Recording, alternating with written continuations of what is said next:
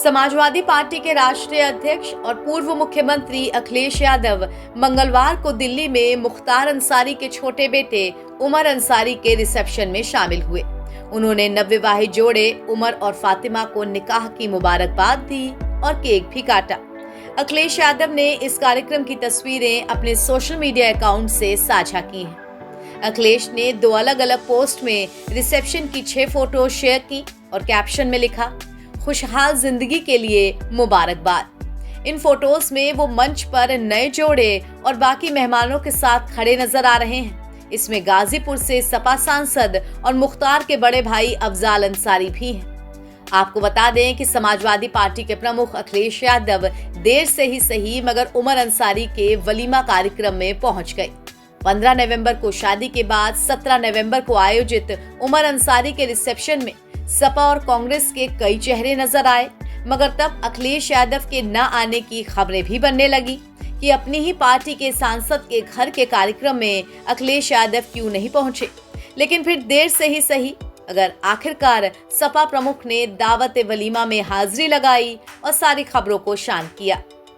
इस अवसर पर उमर अंसारी, उनकी पत्नी फातिमा, बड़े भाई और मऊ सदर के विधायक अब्बास अंसारी, उनकी पत्नी निखत अंसारी मौजूद रहे।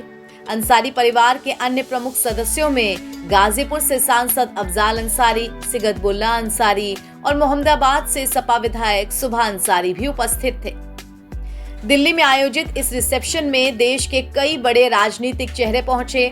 इनमें सुप्रीम कोर्ट के वरिष्ठ वकील कपिल सिब्बल, पूर्व उपराष्ट्रपति हामिद अंसारी, कांग्रेस नेता सलमान खुर्शीद, AIMIM प्रमुख असीउद्दीन ओवैसी, सांसद इकरा हसन, इमरान प्रतापगढ़ी, प्रिया सरोज, साथ ही बिहार के रघुनाथपुर से नए विधायक बने शहाबुद्दीन के बेटे ओसामा और कानपुर से पूर्व विधायक इरफान सोलंकी अपनी पत्नी और मौजूदा विधायक नसीम सोलंकी के साथ शामिल हुए। मेहमानों की अगवानी की जिम्मेदारी गाजीपुर के सपा सांसद अफजाल अंसारी ने संभाली।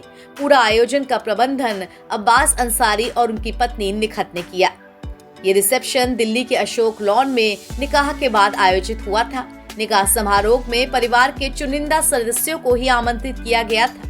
हालांकि तस्वीरें सामने आने के बाद ये जानकारी सार्वजनिक हो पाई थी। उत्तर प्रदेश में योगी सरकार के आने के बाद से ही मुख्तार अंसारी और उनके परिवार पर शिकंजा कस चुका है।